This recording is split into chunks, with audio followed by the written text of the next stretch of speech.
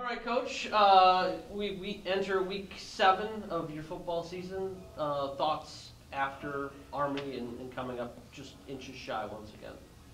Crazy how we're at the halfway point of the regular season, past it now, getting into week 7, like you said, and having had a bye week. Time flies when you're having fun. Saturday, was a great football game. First time at West Point for me and most everybody on the trip, and just a neat special place for sure, and very well coached, very tough, football team and game. The option causes problems, and our staff has worked as hard in my career as any staff has worked, throughout the year, getting ready for that game, and so obviously frustrating, not being able to stop their attack, but it was not for lack of trying.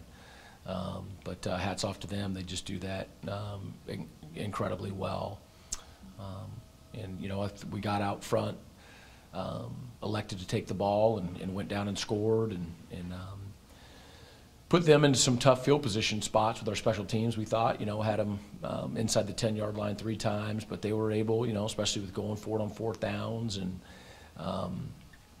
able to keep moving the chains and getting the ball down the field. And so they scored 7-7. We went up 14-7 on our second drive, and they came back and matched that and stayed that way at half. And they got the ball first in the second half, and then scored, and we matched them. And at the very end, decided to go for the win on the 2-point and came a couple inches short.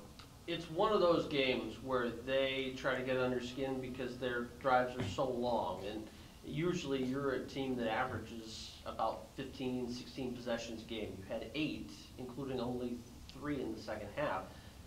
Does that change the game plan, knowing that we're seeing the ball so few? Yeah, I think we actually had 7 possessions total, and that's going to happen, and so the balance is okay. So when we get it, we've got to be productive. However, you don't want undue or unnecessary stress. You don't want to press, So, but that is the world that they put you in. Is that you better do something with it when you got it, because you're not going to have it much. And that's why those first two series and drives by our offense were critical. Very, very productive. You're able to string along your longest in terms of yardage drive of the year. Running game, and certainly your offensive line was a big deal for that. No tackles for loss the entirety of the contest. Yeah, we ran the ball well. Just again, I thought offensively we were just more productive than we've been, both in the air and on the ground, which was really good to see. But it's always a team game, and we just got to keep getting better. Brogan, the player of the week this week, moves ahead of Walter Church, second all-time in touchdown passes thrown. I know it's not any consolation prize, but a solid week for him with a career-high 4 touchdown passes. Yeah, Brogan did a lot of things really well in that game. Again, just kept his composure and led our offense. Came up with some really, really big plays. He's a good football player, and proud of him. He'll be the first to tell you that he gets the fact that so many people have to be playing well in order for him to have success. But it's always nice to be recognized. Defensively, your team holds them without a pass completion only the second time since 1965. It's happened in school history, but that's certainly what they're known for, is not passing. And how did that change Coach Nethery's game plan? They had thrown the ball 33 times prior to our game and completed 8 and thrown 4 interceptions. So our deal was, if they throw it, we want to get it. And it was great. Those passes essentially all came at the end of the half, when they were trying to get the ball down to either score or kick a field goal. And we defended them all well. But yeah, that's not what they do. They run the football.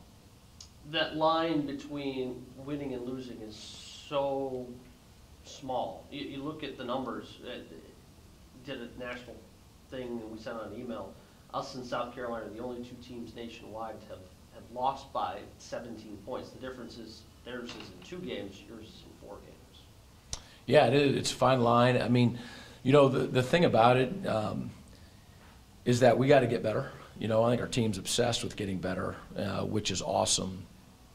But, you know, you'd think after 4 weeks in a row, you know, that there would be some kind of breaking point. And I just truly believe that our team's resolve is getting stronger, you know, if that's possible. They're excruciatingly painful to lose, but our guys, you know, it's not a smoke and mirrors thing. I mean, we know that we have the chance to be a really good football team and that we've played good football, you know, for the majority of times and winning football. And so we just got to, what else can you do, you know, but continue to get better. And that's what we plan on doing. 28 days from your last home game is almost an eternity in the college football world, but you get to finally come back home for a Western Michigan club that will have to play on a little shorter timetable than what they're used to, having their game changed due to the rain. How does that change things on your end? It won't change things at all. I don't think it changed much for them. I mean, we all play 6 to 8 weeks all the time. They weren't expecting that, obviously, and so that can throw a wrench into things. But they'll be ready. I'm sure you've gotten to watch a little of yesterday against Akron. What were the Zips able to do that were so effective? They had a good plan, you know, really on both sides of the ball. I mean, Western was very effective, you know, both running it and passing it, but really in the run game, you know, they were dominant, you know, at times in the run game. And then I think, you know, Akron had a good plan, trying to keep them off balance a little bit, and they were both throwing it and passing it as well. You know, Western's very talented and well coached. I think Akron may have just got them off balance a little bit. And who knows if, you know, the delay of the game and all that kind of stuff, it was probably just sort of a weird, you know, 2 days. And just watching the film, I didn't watch the TV, but, you know, I think at times there may have been a little bit of just being off kilter a little bit.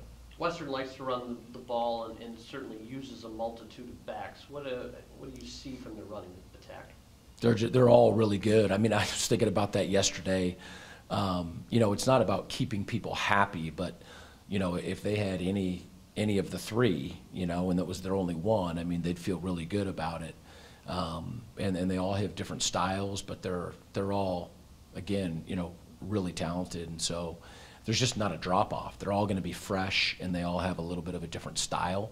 I think it's a great advantage for them. Homecoming week, always a little extra pep and school spirit on weeks like this. What does homecoming mean to you?